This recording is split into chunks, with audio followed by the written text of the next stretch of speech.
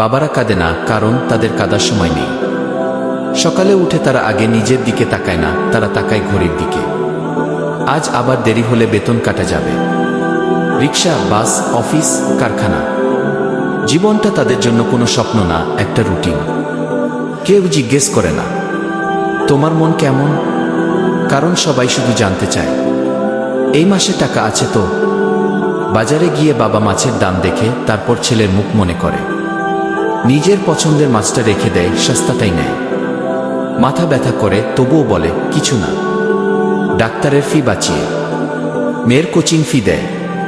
পুরনো মোবাইলটা কাজ করে না, তবুও নতুন কিনে না, কারণ ছেলের স্কুল ফি বাকি আর মেয়ের বই কেনা হয়নি। বন্ধুরা বলে চল একটু আড্ডা দেই। বাবা বলে না রে, কাল কাজ আছে। কিন্তু আসল কারণ, 100 টাকা খরচ করলেও বাজেট নড়বড়ে হয়ে যাবে।